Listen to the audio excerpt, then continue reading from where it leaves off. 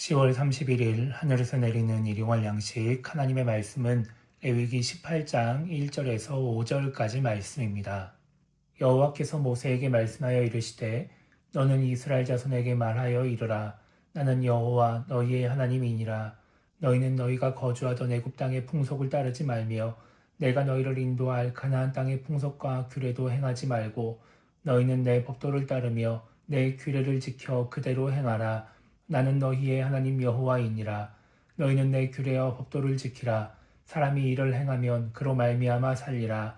나는 여호와이니라. 아멘. 오늘 우리가 읽은 말씀은 구별된 삶을 살기 원하시는 하나님의 말씀을 기록하고 있습니다.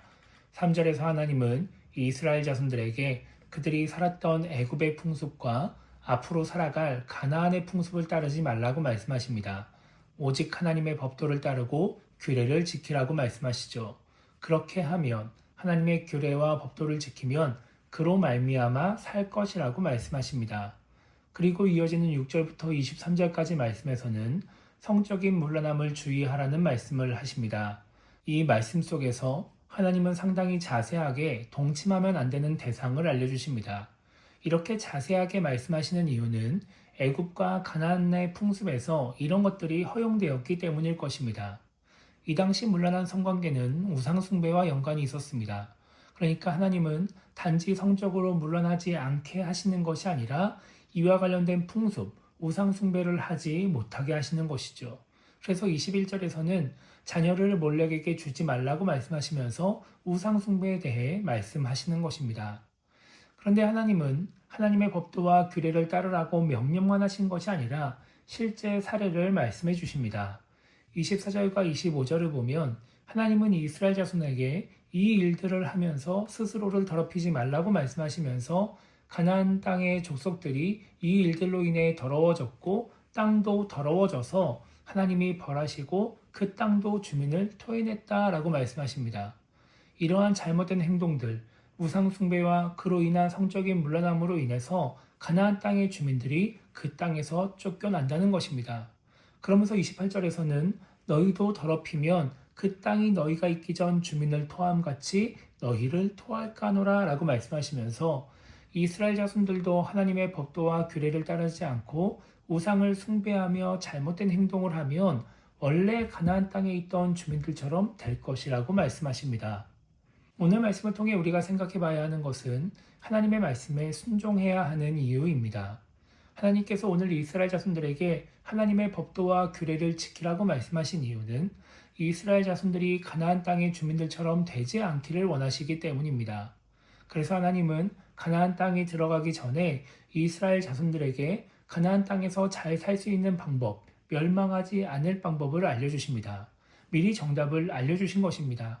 이제 이스라엘 자손들이 해야 할 일은 가나안 땅에 들어가서 하나님의 말씀대로 사는 것이었습니다. 우상을 숭배하지 않고 그로 인한 여러 잘못된 행위들을 하지 않으면 잘 살 수 있었습니다. 그런데 우리가 잘 알다시피 이스라엘 자손들은 하나님의 법도와 규례를 지키지 않습니다. 가나안 땅의 풍습을 따르고 그들이 섬기는 우상을 섬깁니다. 그로 인해 남유다와 북이스라엘로 나라가 나눠지게 되고 또 북이스라엘과 남유다가 차례로 멸망하게 되는 것입니다. 다시 한번 말씀드리지만 하나님은 분명히 사람이 하나님의 규례와 법도를 지켜 행하면 그로 말미암아 살리라 라고 말씀하셨습니다. 사람이 살 수 있는 방법이기 때문에 사람을 살리고 싶기 때문에 하나님이 규례와 법도를 주신 것입니다.